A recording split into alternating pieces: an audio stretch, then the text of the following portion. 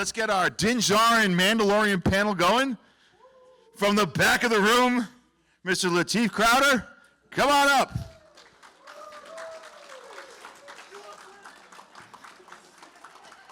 Also with Din Djarin, Mr. Barry Lowin.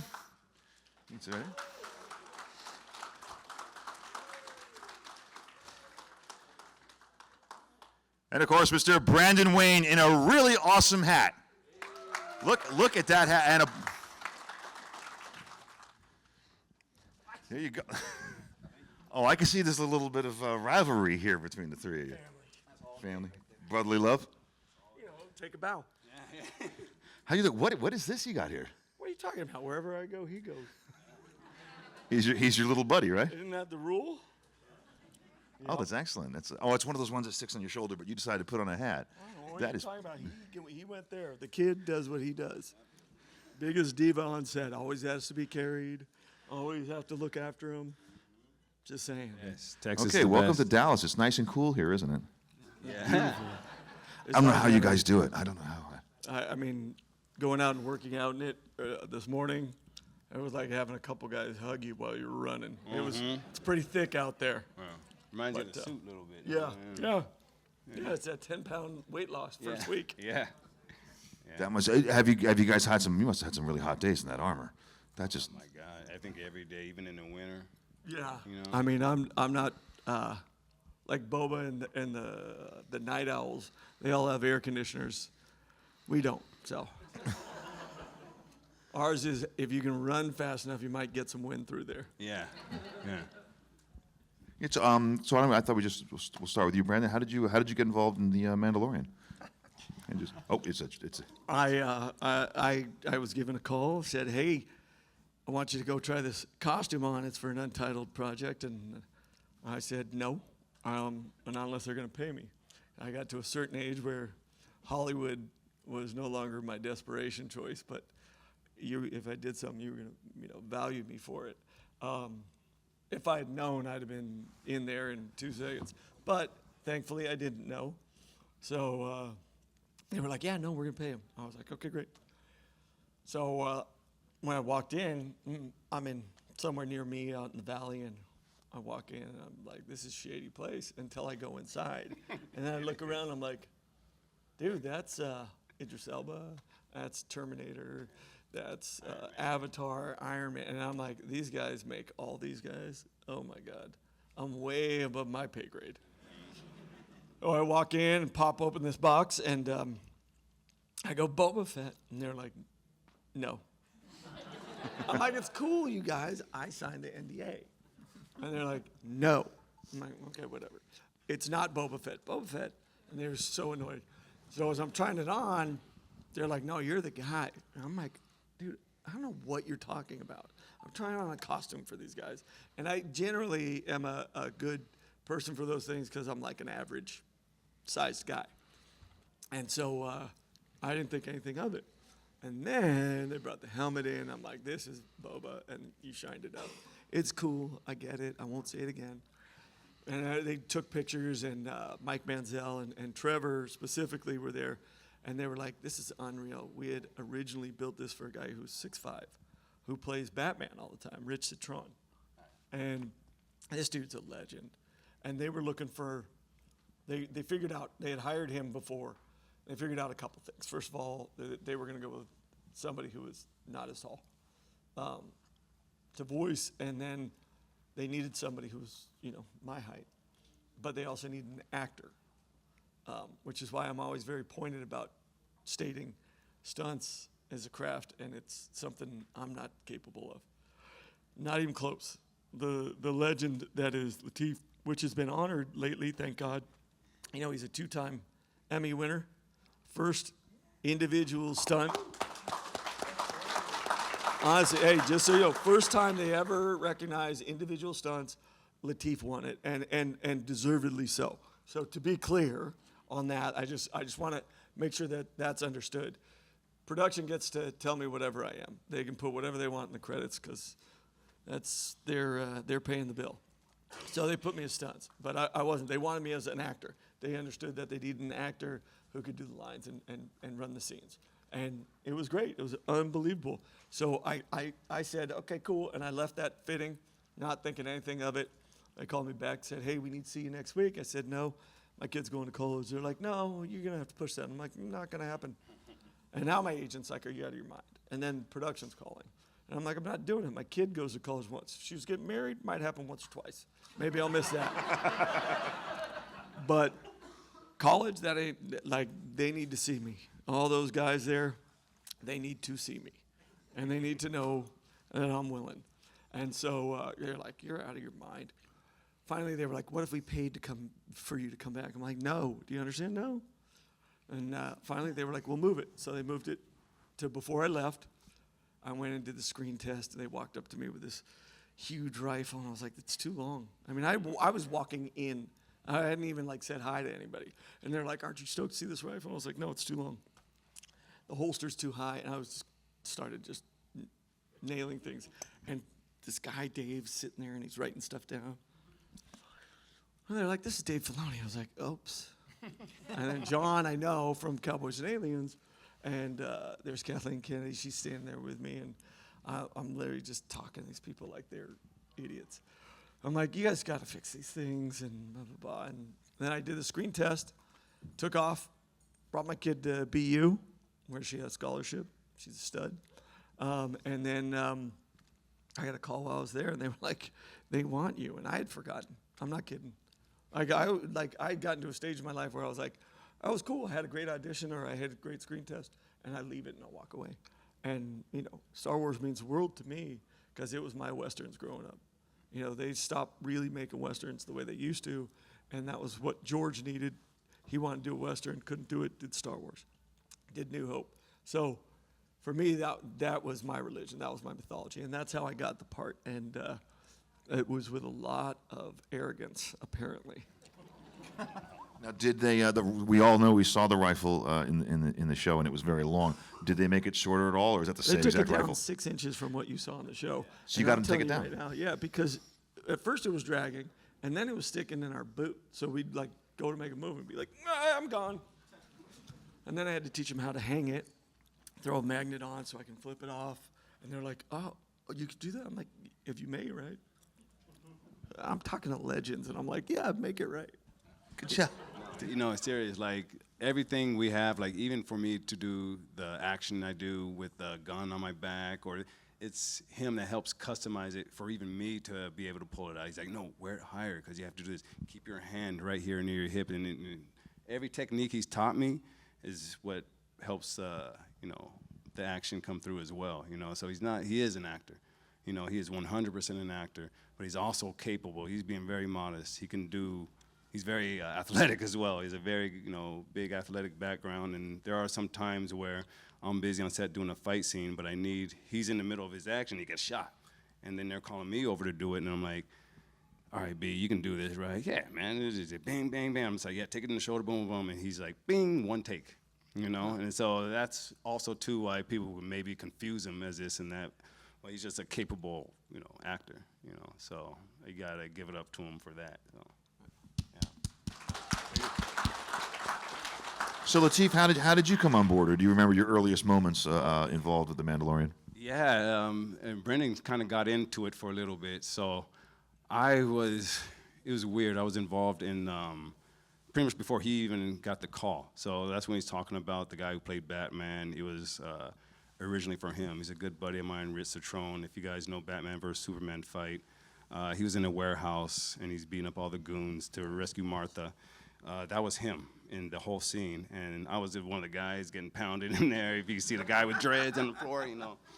One of the guys with a knife fighting him, and he's just a good friend. We did so many films together, and, you know, quick fact too, Tate's character, Paz, when we were dueling on the catwalk in front of Emily, in front of the armor. Boba. Yeah, in the Book of Boba, that was him fighting me, you know. We're good buddies and stuff. But anyways, he was originally casted as, you know, as a 6'4" Mandalorian. He's a very talented guy. So Jon Favreau and Filoni brought us in before anything to do concepts of what this guy will move, camera tests, and how he looks. So I was part of the action team to help design what this guy would look like, fight like, and things like that. We made up a whole previs. We pretty much shot like our own little mock movie, fight and, with the suit on and everything. And then we finished it and we're like, oh, that's cool. And then John comes later and be like, okay, things have changed. We got an actor to do the, and he's, more closer to your height. And can you guys shoot it again? And maybe you play the Mandalorian. I was like, oh God, no. I was like, oh my gosh, no, what do I do? What's this? What's that? And we just pretty much reshot what we did. And Favreau just, after we doing it, he looked at everything and he's like, okay, you're the Mandalorian. And I was like, huh? Okay.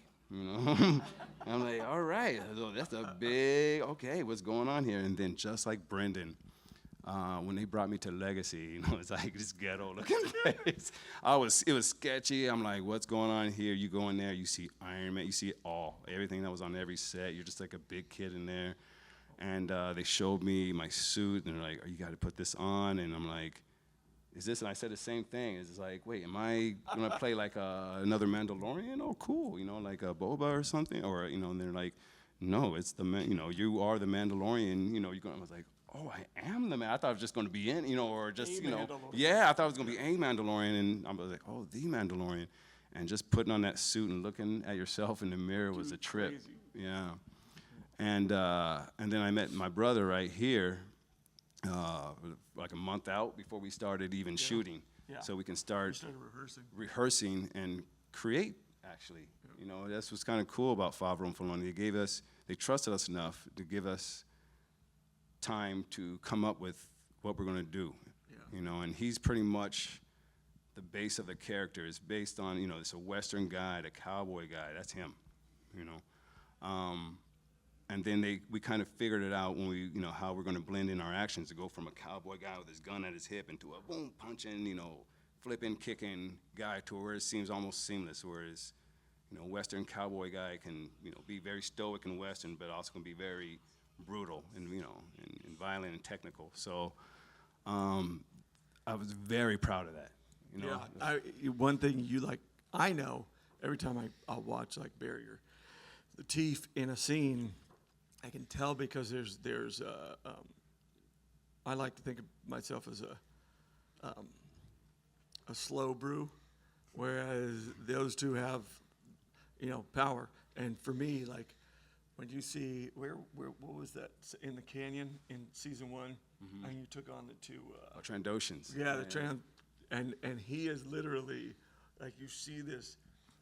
It's almost like like a cobra when you see the wings come out on it. To me, he'll be embarrassed by it, but to me, it's the idea that's the power, and that's the superpower. Even though we're human, and that's what I love about Mando, is that all of a sudden you see that like, oh yeah, you guys chose the wrong dude, and you're like, the team. It goes back and forth, man. Yeah, I'll be cheering him on set, man. I'll be like, yeah. Like, shut up, be quiet. Yes. I'll never forget. They were like, hey.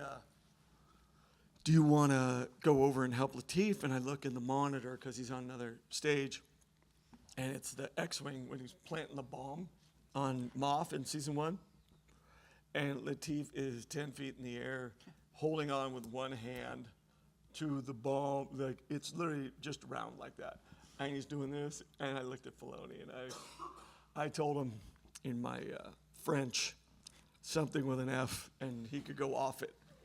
So I was like, no, I'm good, thank you. He can keep doing that. So, Barry, how did you get involved, or your first impressions of when you joined the team?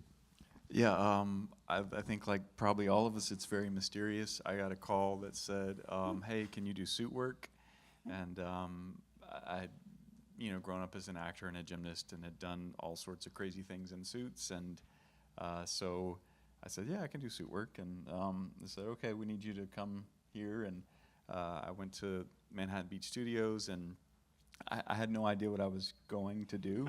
No one tells you anything. Ever. And I was just kind of like, on set, yeah, I was just standing in a hallway, and it was Tamara, finally said, like, I guess we should get you dressed. And I have no idea what's happening. And there's really no one to greet you or, hey, this is what you're here for.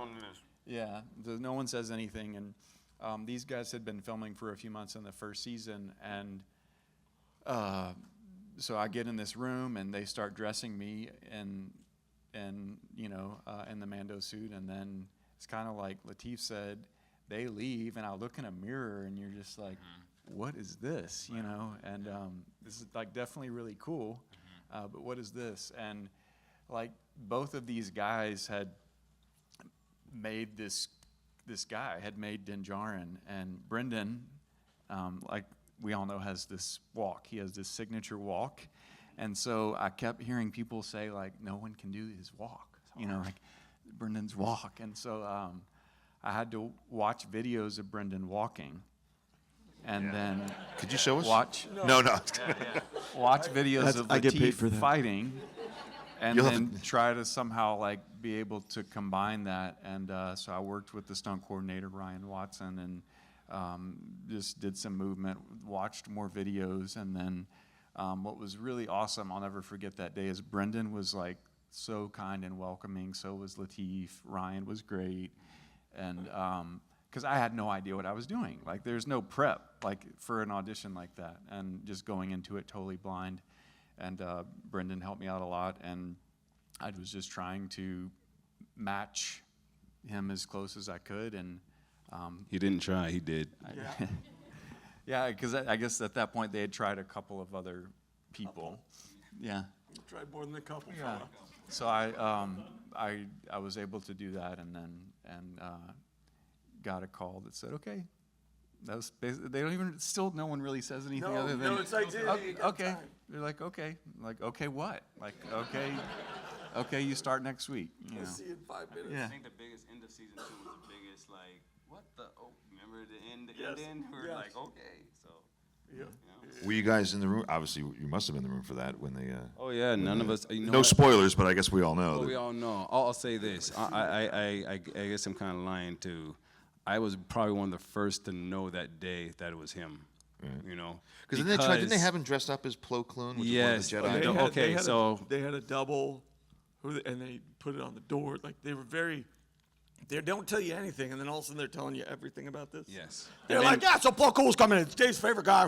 Yeah. And you better not mess up. Okay, go. You're like, oh my God, yeah. I'm like, now you guys are talking. Now I know you're lying. But yeah, that morning, Dave and Filoni kind of cornered me and Ryan, the stunt coordinator, and he's like, okay, guys, I told you it was Plo Koon the whole season. We choreographed for Plo Koon. We did everything for Plo Koon, and then they just went, it's Luke. So hurry up, find something for Luke. Is it Japanese here? Find some of this Kurosawa reference. Find this there. All in within that day, that the character was created, and he fought. Make it look good. Yeah. And that was the biggest surprise I think ever, and a lot of pressure because Oh it was yeah, all in that day. that was a definite shock. I was working late that night, so I decided to stay up till 3 to watch it just for the heck of it. I'm so glad I did. Yeah, Because yeah. the next morning it was Luke all over Facebook. I just walked up to him and said, I loved you in Corvette Summer, and that's all I talked about. That was Annie his first Potts, movie after Annie Star Wars. Potts and him. I'm sorry, I wanted that car and I wanted her. And then she was in Ghostbusters, and I told her this, and she looked at me like, you're creepy as hell. That's a good next question. Just now, outside of Lucasfilm, so not Star Wars or Indiana Jones or anything like that, what is your favorite movie? Do you guys have a favorite film? Barry, I'll start with you because I'll put you right on the spot. No, okay. Brandon, how about you? Why don't we start with you? What's your favorite movie? In answer to my own question would be Star Wars, but I can't because I No, said No, you said outside of Star okay, Wars. outside of Star Wars, outside of Lucasfilm, it would be The Great Escape, 1963. Oh, great one. Yep. Man Who Shot Liberty Valance. Oh yeah, oh god, The Searchers. No, Man Who Shot Liberty Valance, and I'll tell you why. Because although his character, Tom Donovan, is integral, it's Jimmy Stewart, who's he's got all the courage in the world in spite of the lack of ability. And then you got Lee Van Cleef, and you got Lee Marvin. Like, are you kidding me? Like, this cast is so good, and that story you could tell. Like, everybody could watch this again, right now, especially in these times. And it's still relevant what he does. He gives up the notoriety, the fame, and all that stuff, and he tells Jimmy, "Hey, listen. At the end of the day, They don't need me. They need you. You need to go out and lead these people. We need somebody who can stand up and do the right thing for them. And it's a message that y'all, I behoove all of you to vote. Pardon me if there's kids in here. I don't care who you vote for. I don't. But do it and tell your neighbor to do it and tell everyone to do it. Because if we don't, then they keep just taking it from us. So, on a side note, Man Who Shot Liberty Valance, really great one. But remember, Jimmy Stewart didn't shoot Liberty Valance. I know he didn't. That's why I said, hey, we need you to do it. Do you know what I mean? That at the end of the day, that's the greatest message ever. It's not those hard men who stand on that wall. We need somebody who can talk to the people who don't have to stand on the wall. We're gonna go back to this question though, because I got something to say about that. But do you have a favorite movie? You know what? I'm one of those dudes that I don't have favorites. I see everything so How about different. an honorable mention? The last panel we had with the other Mandalorians, some in the audience asked, "Who's your favorite director?" Like, so it throws all the other directors on. So I said, give an honorable mention of favorite directors. So you can give an honorable mention for movies. Oh gosh, honorable mention. Okay. You know what? I'm gonna say this one because this one kind of led me to do what I'm doing now. Even though, you know, I got kind of called into this industry, I didn't really pursue it. But when I was in college, you know, in a certain time in my life, and Blade came out. When Marvel wasn't, wasn't doing too good, and yeah, there you go. And what that man did with it, you know, was like. Wesley Snipes, I didn't see Wesley Snipes at all in there. I just saw Blade.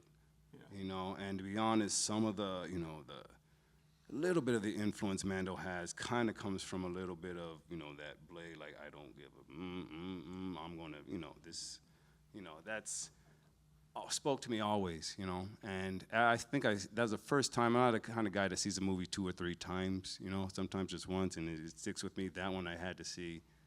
Probably the only movie I did see 2 or 3 times in the theater by myself, you know, one of those kind of things. And every time was inspiring, you know.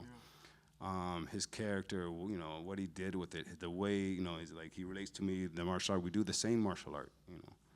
And he really inspired me to let me know I can do this too, you know. And so I had a little bit of that going, not just, you know, the movie was great, but it was very inspiring for me. Barry, have you had enough time yet? Or Yeah, do I you need think a little so. bit more? I'm kind of like Lateef, where I don't think I have a favorite, but as a kid, I was really inspired by a lot of older films that had Bob Fosse or Gene Kelly or Fred Astaire in it, where you have these performers that are triple, quadruple threats. They can do more than get up and deliver a line, like this person, you know. So like someone that's like, yeah, I can do that, I can do that, I can do that, and I can do it all in one take. And that used to really fascinate me, watching a lot of the older films where you've got maybe a 3-minute shot and they've done backflips, they've sang, they've tap danced, they've done like 7 different skills in one shot. And I just would be in awe of that. And so that probably was what inspired me to want like a Dick Van Dyke type character that can really just do it all. And that was always what I aspired to be. Okay, cool. In a couple minutes, we're going to open up the audience for you guys to have some questions. But this time, we're going to do something a little bit different. We got a Mandalorian helmet right there, a Din Djarin helmet. Whoever has the best question, at the end of the day, we're going to give it to. And who's going to make the decision? Will probably me. If you can come up with a really cool question, you can get it. Okay. Well, not now. Okay. All right. Do this right. So Okay. Next question. The nice-looking gentleman in the front row. Thank you. No, you can go first. This guy? Me, him. We kind of look. No. Okay. So, can you tell us anything about what you're going to be filming next? What's going to be happening? If you answer that question, I'm giving him that helmet. There we go. Yeah. Season? Are we in the season? Or are we in the movie? The movie. What's going Yeah. on? To be absolutely clear, it's a movie. That's number 1. Oh. Let's see, where else can I go with that one? Huh? Well, listen, if you tell all your friends and your friends' friends to go see the movie, I think you might be able to convince somebody at the top of the chain, well beyond John and Dave, that you should do season 4 on streaming. After the movie. After you've got to go see the movie. and then we could see season 4. I'm guessing. Is there anything about the movie you can say? I think that's what the gentleman It's gonna wanted be to know. really cool. Is it being what? It's gonna be really cool. Yeah, I think Mando and Grogu are gonna be in it. All right, you're in I contention. think I get the helmet. All right. Who knows? All the other questions can be bad. Can I see that, Mike? Actually, what we're going to do is we're going to pass. Can you? But before we get to questions, you did talk about the man who shot Liberty Valance. Oh, yeah. We got it. I told you yesterday, a couple days ago. Once we bring him up, it's hard for me to stop because he's one of my favorite actors ever. Do you guys know who shot Liberty Valance? Yes. Who? John Wayne, Tom Donovan. the Duke. So I got to ask you.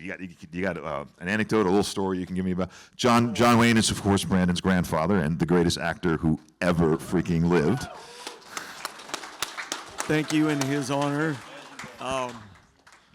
So Granddaddy, as I knew him, I didn't quite capture that he was a big star because I'd spend time with him either at his house or we'd go out fishing on his boat or whatever. And so he was just Granddaddy. I mean, really, I was on the set of The Shootist. Apparently I was on others, but I couldn't remember. But Shootist, I remember hanging out with Ron Howard and that whole deal. But I still didn't get that he was, like this guy that people cared about other than, my family. And he never acted like that. He never thought he was hot stuff. So, that was just my viewpoint of him. So when he was getting sick, and the whole school wrote get well cards, and I thought it was weird. I was at a Catholic school and I remember asking Sister Roberta Ann, who was a violent woman, so asking her any question could be real dangerous to your health. I said, Tony's grandpa got sick and only this class wrote. So why didn't we all write for Tony's grandpa? She looks at me. And so they used to call me Yardstick also.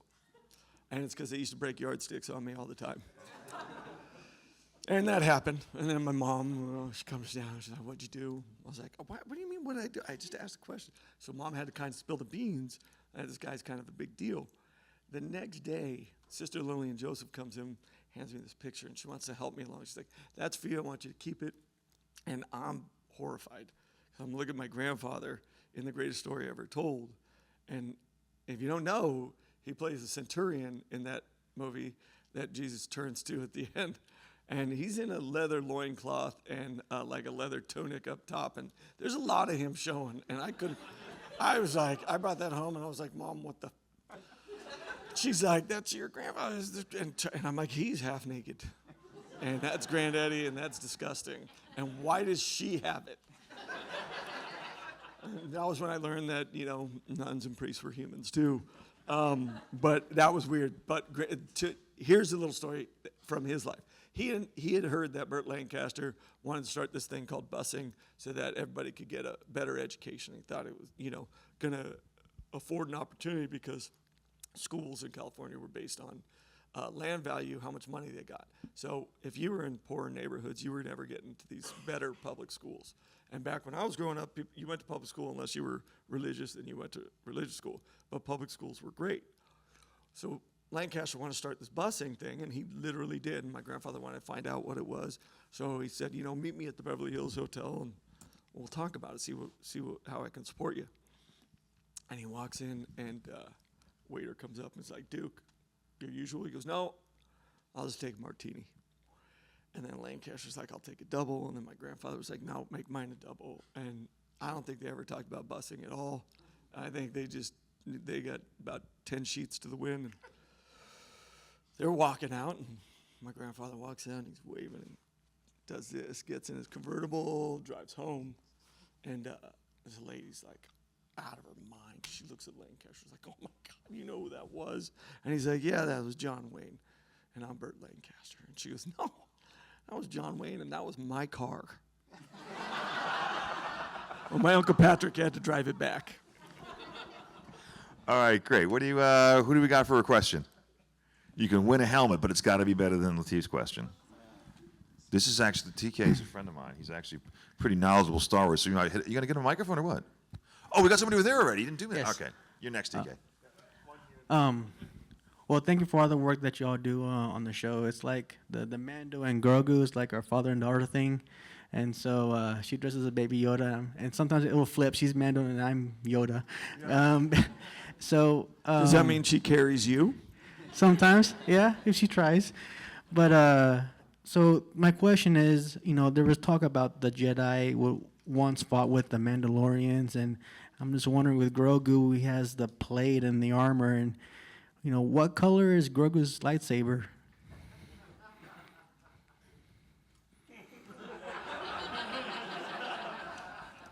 You know the old story about the two wolves inside everybody?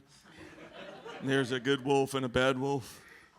Well, the color depends on which one he's going to feed. Oh, thank you. And Dave Filoni would appreciate that wolf analogy immensely. I hate to give him any credit. All right, way in the back. First off, thanks for all y'all do. A lot of times we hear about costumes getting changed and updated over the course of a shoot.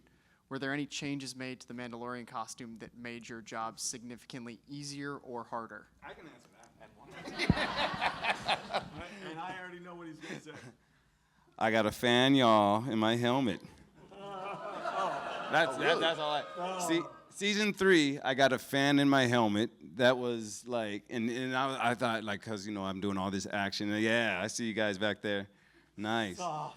And, like, if you guys don't know, as soon as you start, like, you put the helmet on, as soon as it locks in, you take 2 breaths and it's fogged up. And imagine just going, it's like you can't see anything, right? So a lot of the first 2 seasons, we were doing things literally like with our ears, our feels, like there's Barry, bam, and it's the Force. We had to use the Force because, everything was fogging up. And then, like, 3rd season, they're like, hey, I think we're going to help you out. We're going to put a fan in your helmet. I was like, yeah, cool. I started doing a couple scenes. I'm like, this is great. Hey, Brendan, hey, you like the fan in your hand? He's like, what fan? I was like, oops. You guys don't get a fan. He gets a fan. I never got a fan. Oh, that's it. Because Jeremy Bulloch, the first guy to wear the Mandalorian armor, he said that's the hardest part about playing Boba Fett was you can't see. He was always counting his steps. That's how he had to do it. I mean, I pride myself on that work, honestly, like understanding how to get out of a room, get to a hole, get down ladders. That's the fun challenge of it all. And that's the kid in me loves that moment. I don't have long hair like Lateef.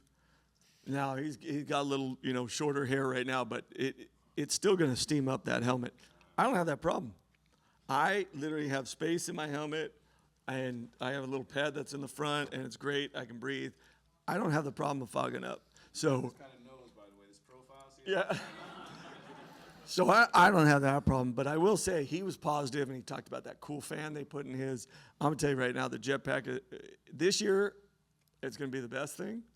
But to this point, it's been the worst addition to Mando. I don't care how cool y'all think it is. Try to fall in it, try to walk around in it for longer than 10 minutes without your shoulder wanting to fall off. It just wasn't. I made the adjustment this year and told them that they had to add a posture brace to it. And then they figured out this spine thing so it doesn't sit in a way that pulls off you. And I know a lot of you, the reason why I'm describing that is because a lot of you either get the things from Legacy or somebody and they tell you, this is how you're going to make that jetpack worth wearing all day because it will not tear your shoulders off and make your neck hurt. So, and I know you guys do cosplay, and so I want to share that with you. But that jetpack is the worst addition.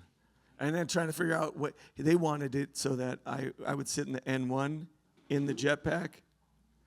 I was like, I can't fit in the N1 without it on. I'm not fitting in it with this thing on. It's not going to happen. So, yeah. I don't got a back brace.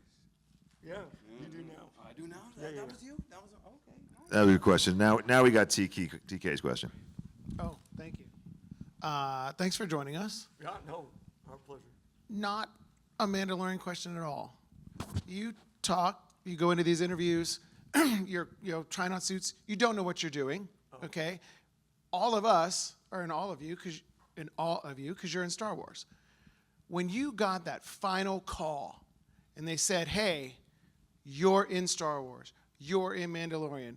What was it like? Is it like getting drafted for the NBA? Did you do backflips? Did you guys hang up the phone and be like, "Oh my God, it's Star Wars"? You know, what did you do? So do you want to know? You want to know the Hollywood answer? You want to know the real answer? I want your personal, you as a fan, because you were a Star Wars fan. You've been in Hollywood. Huge. You've done And stuff. I've been Your around, and grandfather, I've been he's cut got out Emmys. more You than guys I've have been done in. stuff. So mine is probably gonna be very different. I had a kid who was going to college. I had 2 young kids. I was bartending. I was trying to figure out how I was going to pay for any of the extras my kid needed in college. So mine was a dad's excitement, even more than the kid who was the youngest at 8 and only could play with Boba Fett because everyone else got the first choice. And so, like, Boba became mine, and then I owned it. But that was a big deal for me at that moment. Now, I will tell you this. We worked 5 days a week. I never stopped bartending first season because I don't trust the business. And so I worked all the way through second season when I got sick, and then I couldn't work. I was in the hospital for like a month. But, like, I worked 7 days a week for that whole time. So, yeah, I mean, yes, was I excited and was I honored to be in Star Wars? 100%. But I had to find, because I was older too, I knew that it could disappoint me in a heartbeat. And I didn't want them to take that from me. I didn't want to give them that strength. I still wanted to love Star Wars. So I hedged my bet. What about you? I didn't realize, right, there's no like official, like, you're in Star Wars, congratulations, come on down. So I didn't realize until, I don't know, maybe a fan, it could have even been at a convention when someone says, how does it feel to be a part of Star Wars? And you're like, oh, wow. And, you know, I start remembering, like, my dad used to wake us up as Darth Vader, you know, like, he would be like, Barry, I'm your father, you must get out. Like, so it just starts to make all these things connect, but it was also the biggest production I'd ever worked on, and so I felt a lot of pressure initially. I also come from a world of, like, performing in Cirque du Soleil and other things where it's like someone just says, oh yeah, that's not right, you're out. Yeah, that's not right, you're out. And so one of my first days on set, I was in a cart with Gina Carano, and I'm like laying in this cart, and they stop production. Bryce is directing, but Dave is not there. John's not there. And they come over, and they're like almost measuring the length of my neck from the helmet to my collarbone. And I'm like inside just like freaking out trying to adjust it because I'm like, am I going to lose this job because my neck's too long? I don't know. And because Jon Favreau is very specific about what he wants. So John had been watching from an iPad and calls in, and like luckily they adjusted some padding and fixed some things. And then so I don't think initially it wasn't a super like relaxing, enjoyable thing, you know. It's like you need to keep up with these 2 really amazing, talented humans, and don't screw it up. And so that, I think initially was a lot of pressure. It's later that maybe you get to enjoy it, and that part sinks in. Like right now, yeah. Was I the only one who was comparing their necks after he said that? I'm looking right at this angle at all 3 of your necks, and they're all 3 different lengths. All right, way in the back, we got a Mando question. Looks like from a Mando. Yep. Wow, he's really decked out. So, question. Oh, first of all, a statement. Thank you so much for, again, taking time away from your families and coming out here and spending time with the fans. It really does mean a lot to see you guys. It's really cool. So, thank you so much. If there's a fight scene that you guys could just relive or just spend rent-free in your mind that you could either want to do or, like, have already done, what would it be? I'm a huge fan of Prisoner episode, and I love watching Lateef, and I literally have proof that I did some flatback, but like the rest of that fight when he goes through that ship and is knocking out those robots and taking on the blurg, they were working till almost 4 in the morning, just watching Lateef get thrown up, and I mean, they destroyed the set in that control room on Prisoner, just getting it just absolutely ruined.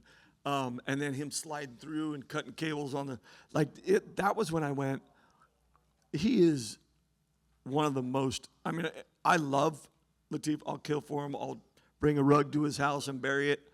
I don't care.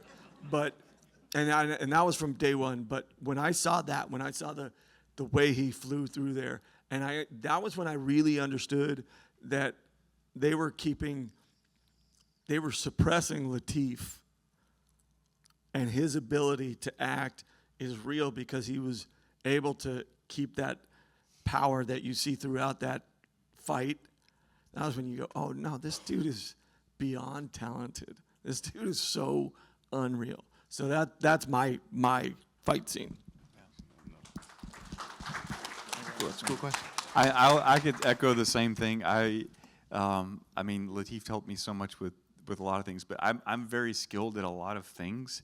But he has a skill that it's like watching water kind of just glide. And when you see him like mapping it out and then seeing it happen, I mean, he's the closest thing I've ever seen to like a real life action hero. I don't think there's anyone that can do what he does. It's really fast. It's like it's like if you can do something that's really hard and you see someone else do something that's really hard, you're like, that's really hard, and it's really And it's he really makes it impressive, you effortless. know. And so yeah, it's like a beautiful dance to watch happen. It's really cool.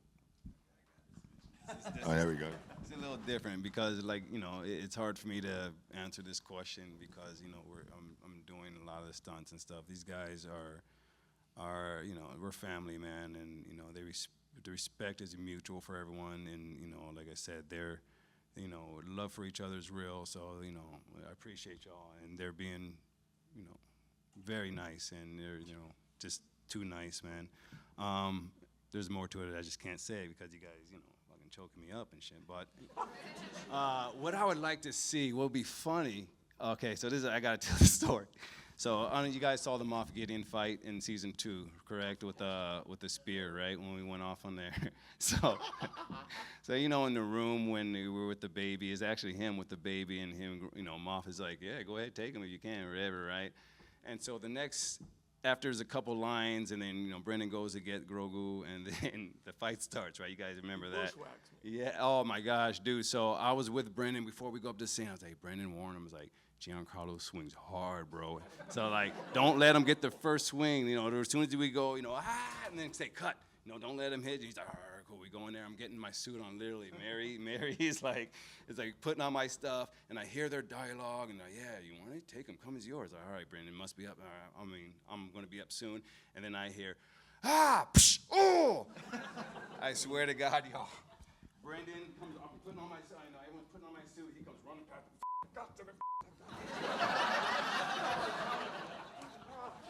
And took off, like offset everything. I was like, Brendan, where you going? What happened? Brendan, what happened? And what I would love to see is a revenge fight with him. They never let Not me scripted. work with him in a physical fight Oh again. man, that was it. He's like, if I really fight that guy, I'm fighting him, man. I've never broken anything on Mando. I never broke a helmet, never scratched, like No. nothing. He hit me with that Darksaber across the helmet and split it in half. One down. And I was like, and then they grabbed me and I was like, oh, somebody get me off this set right now. and then to add insult to injury, I heard Giancarlo, who I love. Oh, we love him. Respect. All He was respect. talking about, you know, I had to show him that, and I was like, argue that yours. Next time, tell me I'm in a real fight, sir. Maybe you'll Tell fight it him in was the a funny movie. bone.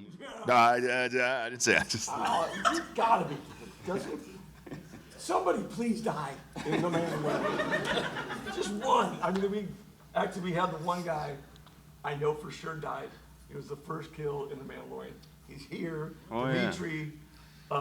He was split him in the half. he was the Quarren that got split in half at the door. Yeah. But I swear, I look at Dave and John all the time, and I look at them and I go, can someone please guy. If I'm really that badass, why aren't they dead yet? Well, the rumor is Moff Gideon was a clone because he doesn't have his mustache. Hey, I didn't start it. I didn't start the rumor. I'm just saying what I heard. You guys make think Thrawn might give Mando nightmares. It's Moff. By the way, he broke 6 dark sabers till the end. That was it. The props only made 6. The guy was sweating. The prop master was sweating, bullets.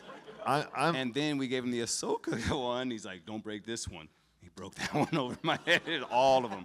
I'm interviewing him in November in Rhode Island, so I'm gonna bring all this back. What you guys said, Barry. Do you have anything about Giancarlo too that I could throw at him?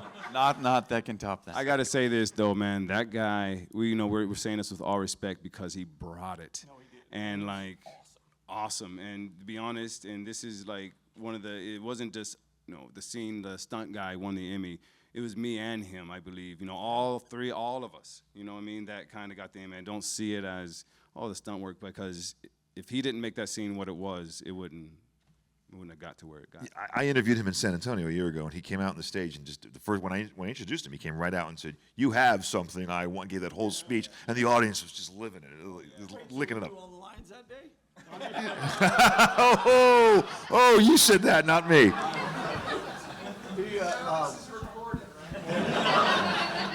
When he kicked that Beskar spear into his hand, it's one of the greatest moments in Mando fight history for sure, because he just went, and you were like, "Oh, this is awesome." I love that. That was his. All right, that might be doing really well. His best question so far. That was a good one. So you might be winning another helmet. But we got a question here in the corner, right? There he is. Thanks, guys, for your time today. Appreciate it. Mine is a more filming question, maybe a two-parter. So do y'all prefer location filming or working in the volume? And from the outside looking in, right, the volume seems a little disorienting to work with. Maybe talk about your experience with that. I would say this: 90% of what we do is on set at the Manhattan Beach Studios. Like we don't leave there most of the time. The first time we actually left to go on location was when we introduced Boba with Robert Rodriguez, and we went out to Simi Valley. Everything else is right there. We are on stages or in the back lot a little bit. That said, the volume, I remember on the screen test, John being so geeked out about standing in this stage, and it's just like a huge open warehouse. And he's like, "I'm building these blah, blah, blah." And he's talking another language. And I'm like, "There's a what and a huh and a how." And I'm like, "Yeah, okay, uh-huh." I have no idea what he's talking about. And then I got to go in, and it was amazing to be able to stay present in a scene, working with whatever you were working with, whether it was Grogu or the Razor Crest, and not have to worry about potentially seeing, like imagining something, taking yourself out, okay, on the count of 3, this is going to happen, but I still got to stay connected. And the difference between a green screen or whatever, blue screens, a guy running around with a stick and a tennis ball, is night and day. So I didn't get disoriented. Now, we have a friend who works at Legacy who's awesome, Tam, who was walking in, and the whole idea is that the focus point moves with the camera and it comes out like a triangle. But the other points are a little blurrier. And as she was walking in, they moved that camera, and her whatever end point for her, she just walked along and just went boom. And like she felt like they say like drunks fall, they don't get hurt because they're very loose. That she didn't even notice she was falling. It was so disorienting for her. I never had. I think by the grace of God, never had a problem with it. But I love that. I love being a part of all those things, sitting in my ship in the volume. For me, I love that a lot more than going outside. When you were in that room, though, was it the lava room at the end of season 1? Oh, yeah. That room tripped me out because it's moving in the lava, and then when you move the camera, the whole stage moves, and I was like, whoa, whoa, whoa, whoa. And I started falling, so. If you see, I locked my elbow like that, Mm-hmm. and I never lost my balance because I was able to push off. I Yeah. knew it was going to be an issue. Or I just closed my eyes during the scene. I did. I mean, I slept during a couple scenes that are in the episodes. I can tell you exactly where and what they are too, but I won't. Yeah, it's cool because, you know, even though there is the volume, even within the volume, there's a practical set usually that someone has spent months making. There was one moment where I went to sit in a chair that I thought was real, and it was not real.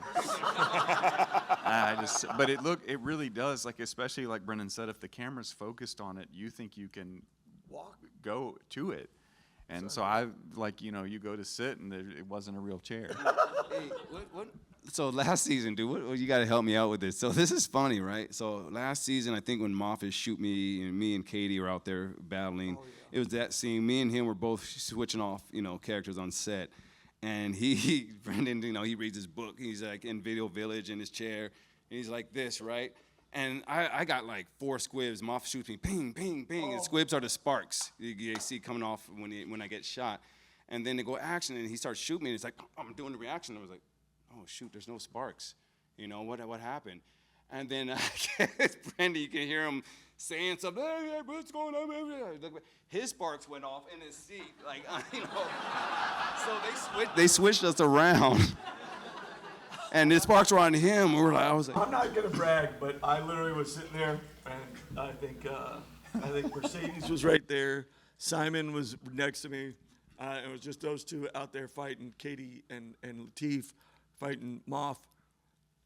And I was just sitting there reading, and these things start going bang, bang, bang. I didn't even move. There was a guy who was right over here who literally had a heart attack. I was like, what are you like? He was like, oh my God, he's on fire. Has somebody help him? And I was like, we're fine, they're just squibs. And all of a sudden it starts going on fire.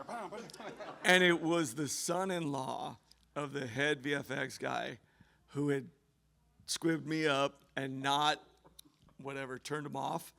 And they thought they were gonna have an issue. I didn't care. I was like, that's hilarious. Yeah. And they were like, we just want to make sure you're okay. I'm like, get the hell away from me. First time in 3 seasons, you guys check and see if I'm okay. Nobody asked me after I sat inside the Anzelans work factory for 10 hours. We do have time for one question, but I see Bobby over there dressed like a Grand Admiral. Do you have something for me? Oh, yes. Yes, we do. Not specifically for you, actually. I got that. This is for Mr. Brendan Wayne and Mr. Lateef Crowder. I'm sorry, Barry, you've already actually been inducted. So the Rebel Legion is here to induct Brendan Wayne and Lateef Crowder into the Rebel Legion as honorary Just to be clear, members. because Barry's already been inducted. It's not Barry like has already been inducted. So they're Thank gonna you. come up. It is an honor.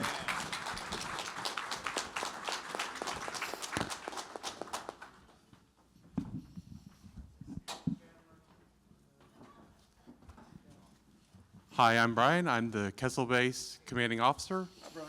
And for your induction, Ghost Base actually submitted it, and then they couldn't get it done in time. So it is on behalf of us and them. Okay. We would like to present you honorary membership into the Rebel Legion. That is amazing. Officially a good guy. See, And there's the coin for be your like the detachment. foreshadow for the movie, right? Because now I'm like part of the Rebel Legion. Something like that, right? If you want to talk about the movie, go ahead. Oh, yeah. So in A New Hope, there's this kid.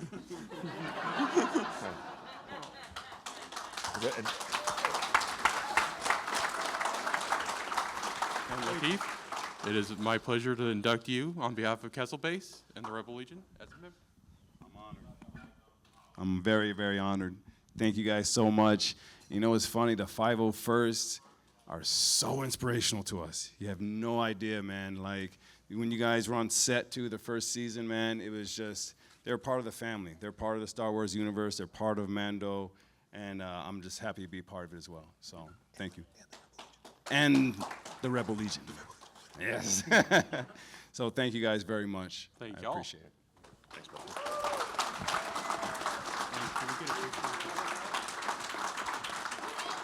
They took pictures of you guys. Go.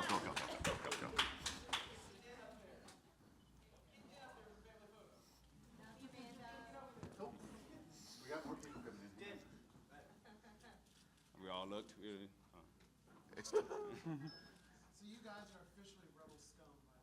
We'll take it. All right, get off my stage. Get off my stage. Get the hell out. Get.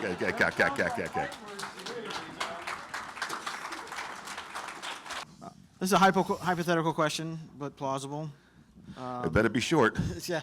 A short joke? I've often wondered about actors and stuff like that and how you choose jobs. In this case, if Hollywood came calling and we want Brendan Wayne as a front man, and no hat, people see him, all the stuff, but it's being done at the same time as this, would you give it up? All right, so this question has been asked and answered in my life. Yeah, and I can't say the show that it was a tough decision, and it was what you would think would be like a dream come true in one aspect to be a part of. But there's a lot of sacrifices you make to be on this show, and there's no violins playing for me, but there are choices you have to make, and you have to understand you're working for a business, and clearly nobody does the business better than the ones who are in charge of us in that sense. And so in business, making money is the way they go, and all those things that I do this for, telling the stories, being a part of a community, having an effect, like somebody's grandparent is able to watch this show with their grandson, and they don't have to flinch or cover ears, and they're part of something like that. And that was the difference for me personally was, hey, would it be fun for me egotistically to go do what I was going to do? Yeah. But would I be as proud of the story that I was going to be able to tell generationally? And that's something like, if you don't know that about Star Wars coming in as an actor, maybe it's an easier answer. Maybe you're thinking business, so I'm going to go take business. But for me, there's so many more factors in life, and you make money any way you can. You really can, and things work out as long as you keep your head up and you keep working. Honestly, you value yourself, you find a way. But one thing you can't ever replace is your dignity. And finding that being able to work with you guys, walking out and shaking hands and having somebody from the Netherlands tell me that they had PTSD so bad they couldn't get off their couch after being a law enforcement guy, and someone attacked them, and the Mandalorian helped them get up and get back out there. Like, are you out of your mind? Like, I'm taking that 100 times over fame and notoriety. Plus, with the helmet on, I'm still able to coach a local high school and my kids without hesitation. So that's where I come from on that answer. I'm just going to add to his thing a little bit, and this is just in my opinion to answer your question about him at least. He's the Mandalorian. He invested so much of who he is and his talents in this character, he can't leave.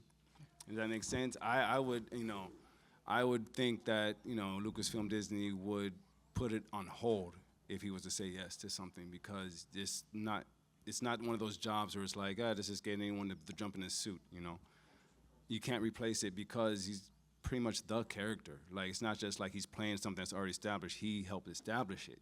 So we all did, And so now we're all kind of screwed, And there's a lot of people out there asking me, hey, man, are you still in the industry and still in stunts? I was like, man, I've been, been working but they don't see me anywhere else, and I'm in a mask. So, we're pretty invested, so much. So that's, yeah. All right. A lot of it is also all the people on set that you get to become a family with. That's, it's such a special, joyful, rewarding part of what the job is, to get to know people, and I think that makes it really special, and Brendan's a huge part of that.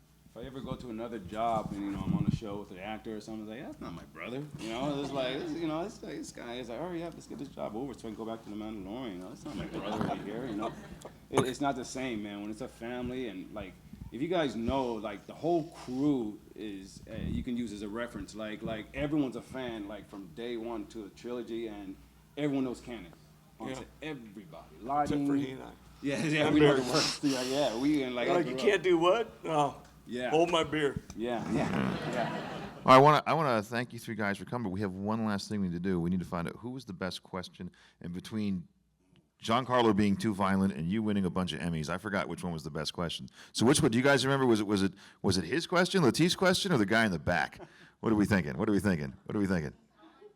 His question was the best because he wants to know about the movie, but his answer was not so good because he couldn't say much. I thought my answer was fantastic. Oh, we have a judge in the audience. Oh, okay. All right.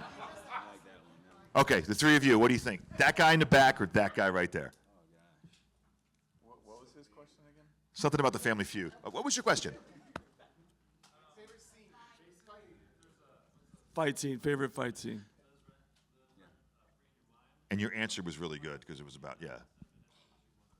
You win. Yeah, that's the. Go, come on down. That's tough. Great one, though. He's leaving the room. Is he leaving the room? All right. Gentlemen, I want to thank you very much. You guys going to be here for the rain of the weekend in the autograph hall, and we can probably bother you in the hallway if we see you, right? Come on, come hang out, tell your friends. Call your We don't in-laws. bite. Real quick, if you don't mind, if that's all right. Oh, he's taking the stage now. I know it's a gift to me. If you don't mind, I'd like to give this to the youngest person in the room. Because Star Wars is such an inspiration. Okay, I'm 7. Okay. Winner, I was solid. Thank That was you. good. That was good. Who's the youngest person in the room? So who's the youngest person in the room? That little kid back there. Give it to him. Okay, by the way, that helmet was donated by BigBadToyStore.com. They gave that to give to this one. They gave the other toys as well, correct? A lot of them. Well, that's good for them. Thank you very much, guys. Have a good weekend. We'll see you guys downstairs.